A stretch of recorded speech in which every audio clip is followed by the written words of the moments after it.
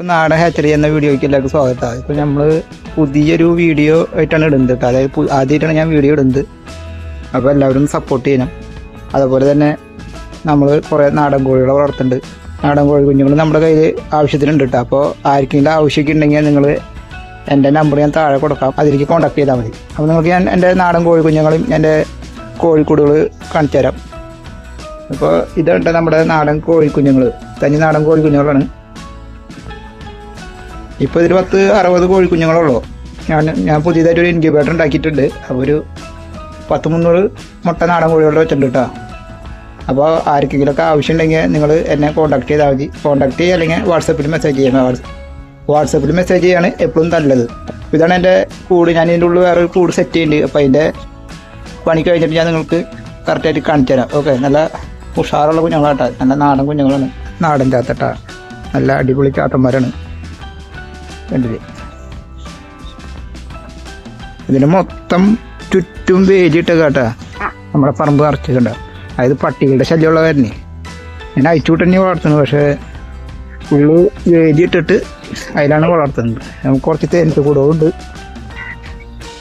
അതേപോലെ മീൻ കുളമുണ്ട്. അങ്ങനെ ഒരു ചെറിയ രീതിയിലുള്ള പരിപാടികൾ, എല്ലാ പരിപാടികളും ഉണ്ട്. അപ്പോൾ ആർക്കെങ്കിലും നാടൻ കോഴികൾ ആവശ്യമുണ്ടെങ്കിൽ എന്നെ കോൺടാക്ട് ചെയ്താൽ മതിട്ടാ. അപ്പോൾ നമ്മുടെ നാടൻ കോഴികൾ, നമ്മളെ കോഴികളുടെ മുട്ട ഞാൻ വെക്കുന്നുണ്ട്. നാടൻ കോഴി മുട്ട തന്നെ വെക്കുന്നത്. അപ്പോൾ ഞാൻ ഉണ്ടാക്കിയ ഇൻക്യുബേറ്റർ ഒന്ന് നിങ്ങൾക്ക് കാണിച്ചു തരാം.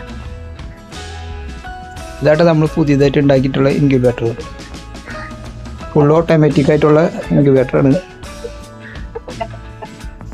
ഇതാണ്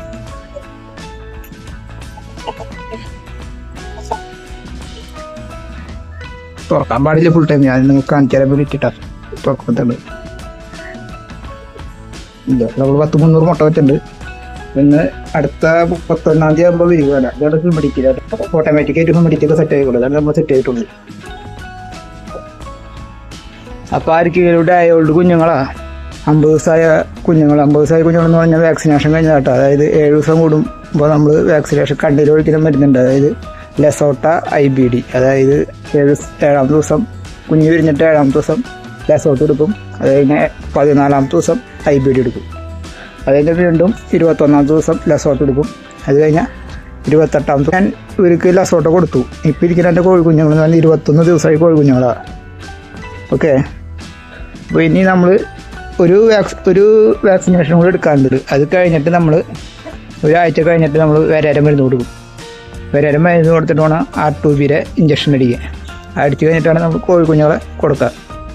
ഓക്കെ, പിന്നെ ഡയോട്ട് കോഴിക്കുഞ്ഞുങ്ങൾ ആയിരിക്കേണ്ട ആവശ്യമുണ്ടെങ്കിൽ പറഞ്ഞു, ഞാൻ ഇവിടുന്ന് വിരിയിച്ച് തരാം. ഇപ്പം ഇന്ന് ഈ 31-ാം തീയതി വിരിയുണ്ട്.